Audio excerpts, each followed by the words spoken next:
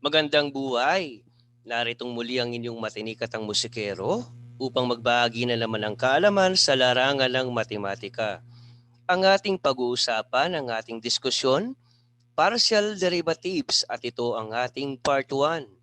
Pero bago natin simulan ang ating diskusyon, kung maaari lamang mga kaibigan, paki-subscribe na muna ng ating channel, paki-press ng notification bell at ng like nang sa gayon ay lagi po kayong updated sa aming mga videos. Ngayon naman ay maaari na po nating simulan ang ating sesyon. Ang ating pag-uusapan, partial derivatives under ng differential calculus subject. At syempre ito ang ating mga objectives. At the end of the chapter, the student would be able to calculate the partial derivatives of a function of two variables, calculate the partial derivatives of a function of more than two variables. Yan ngayon ang ating mga objectives na kailangan nating ma-meet within our session. Definition of partial derivatives.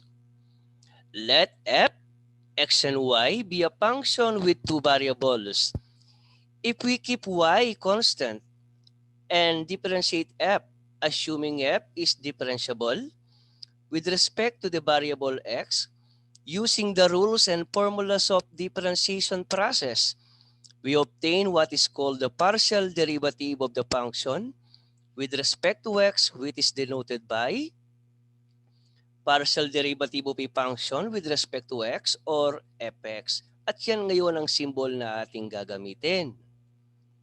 Similarly, if we keep x constant and differentiate f, assuming f is differentiable with respect to the variable y, we obtain what is called the partial derivative of f with respect to y, which is denoted by this symbol.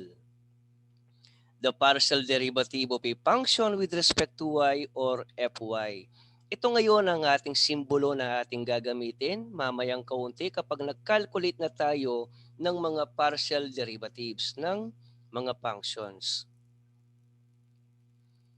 The limits can also be used to define partial derivatives of functions f as follows. Ito yung una nating equation. Partial derivative of f with respect to x. Limit of a function as age approaches to 0. F of x plus age and y minus f of xy all over age. Followed by the other one. The derivative of a function with respect to y or partial derivative of a function with respect to y is equal to the limit of a function as k approaches to 0, f, x, and y plus k minus f, x, and y all over k. Ngayon naman ay atin ang simula ng pagbibigay ng mga alimbawa. Ito ang ating illustrative example number 1. Nang sa gayon ay mas lalo nating maintindihan ang ating diskusyon regarding about partial derivatives.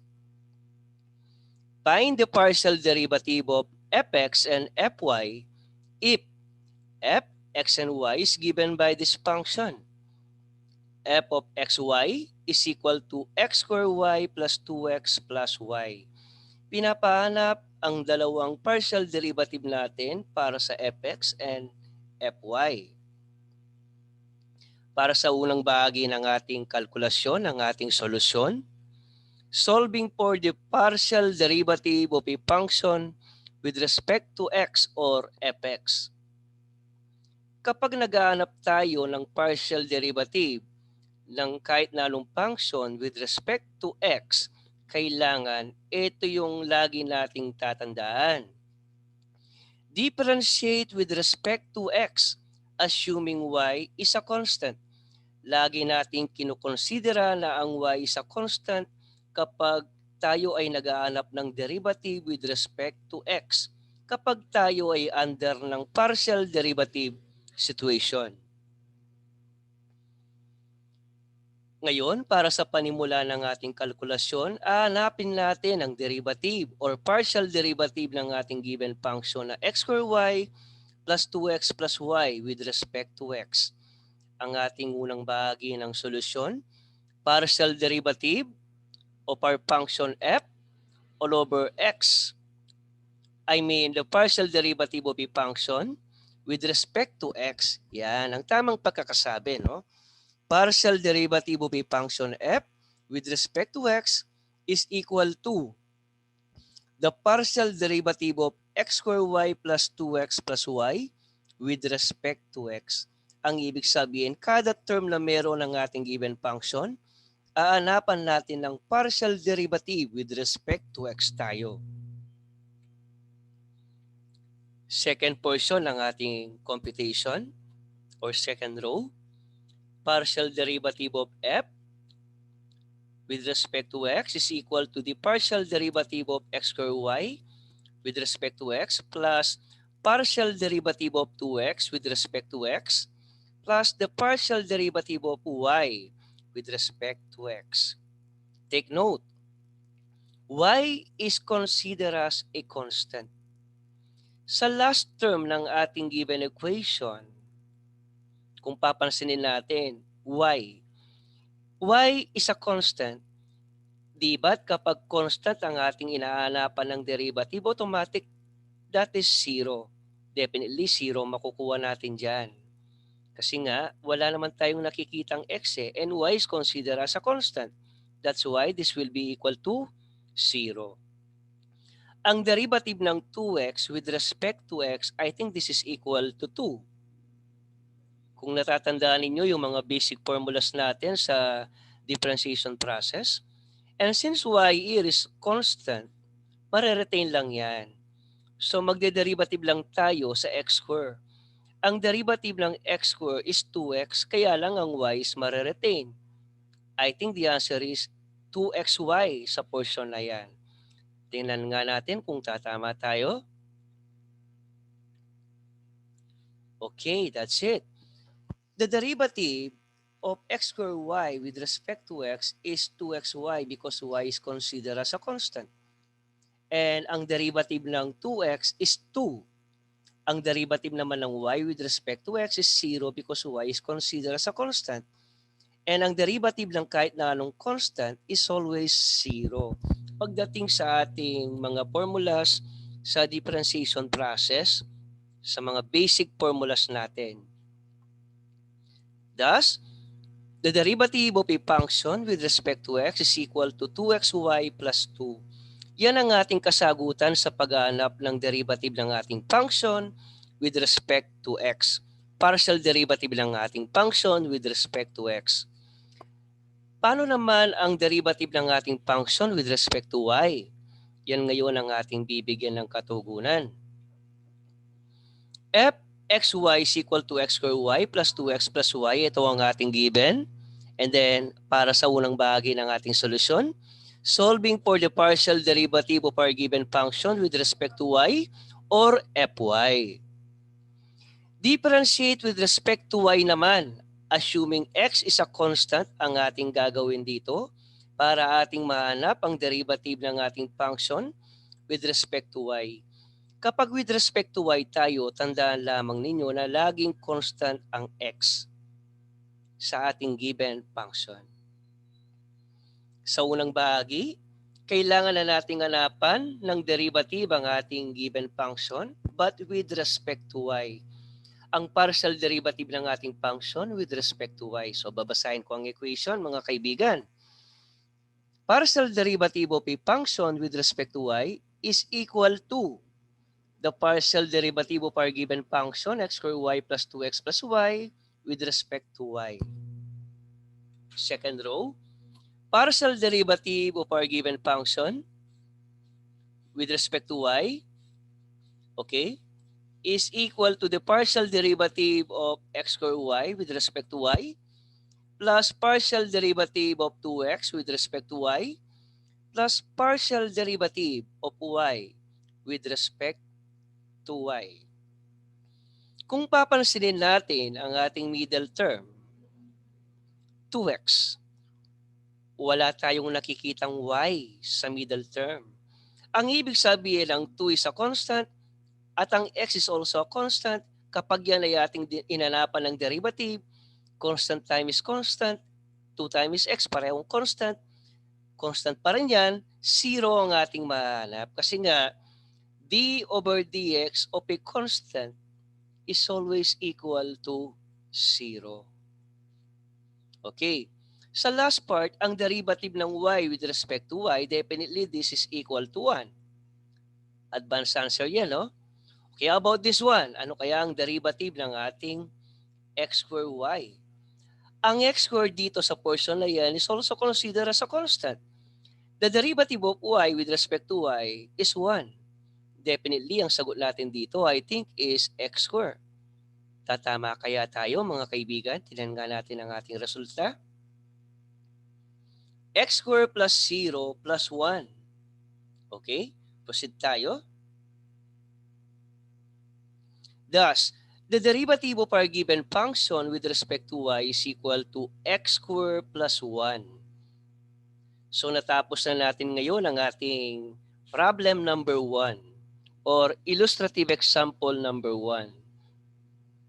Let us now proceed to our illustrative example number 2. Find fx and fy or partial derivative of our given function with respect to x and partial derivative with respect to y if f of xy is given by this function. F of xy equals sine xy plus cosine x. So ano nga ba ang mga partial derivative na meron tayo sa function na yan with respect to x and with respect to y? So umpisa na natin ngayon ang ating solution process. Bilang panimula, una muna nating hahanapin ang partial derivative natin with respect to x or fx. Again, kapag partial derivative with respect to x, lagi nating kinokonsidera na ang y is a constant. That is why we only have to differentiate with respect to x and assume y as always a constant. Ating i-rewrite ngayon ang ating given function at hahanapan ng partial derivative with respect to x. Partial derivative of f with respect to x is equal to the partial derivative of sin xy plus cosine x with respect to x. And then, to each term ng ating given function, hahanapan natin kada isang term ng partial derivative. Kaya ang partial derivative with respect to x ay ating i-distribute sa kada term ng sin xy at ng cosine x. Again, babasahin ko ang ating equation.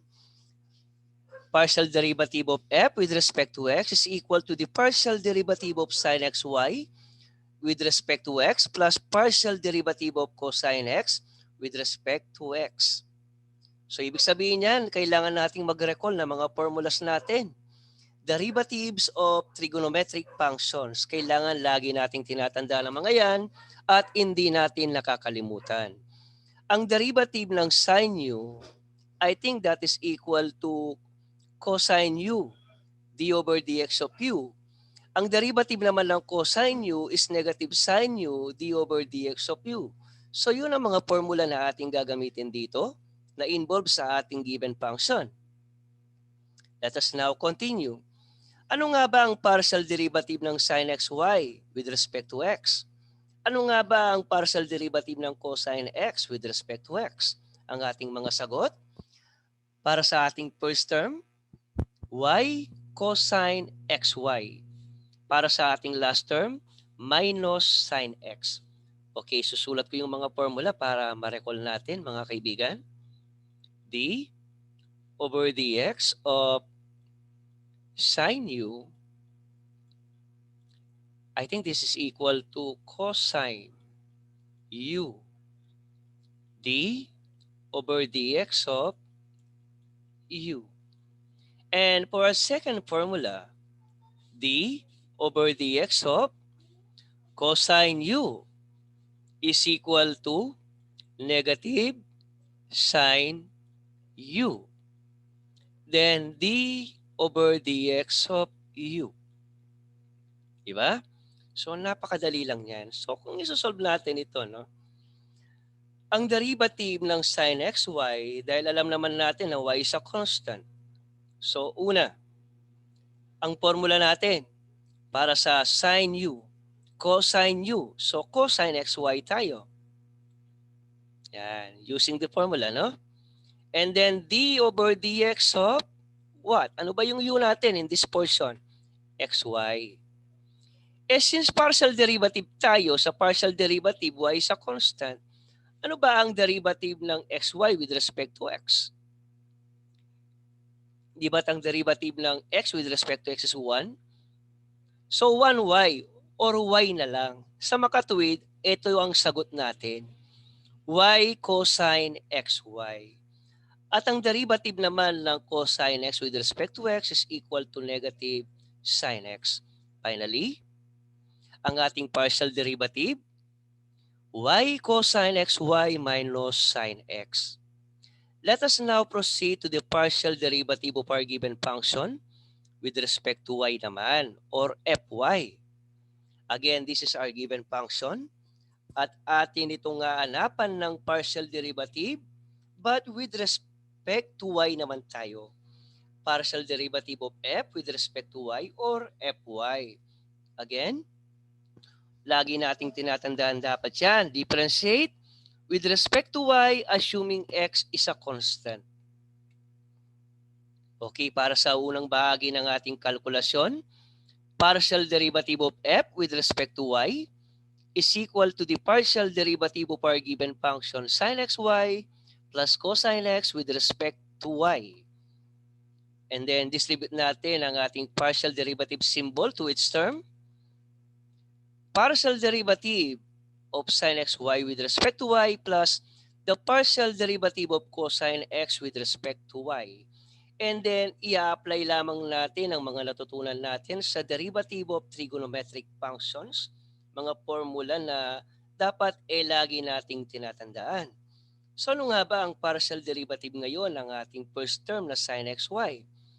Ano naman ang partial derivative ng cosine x with respect to y?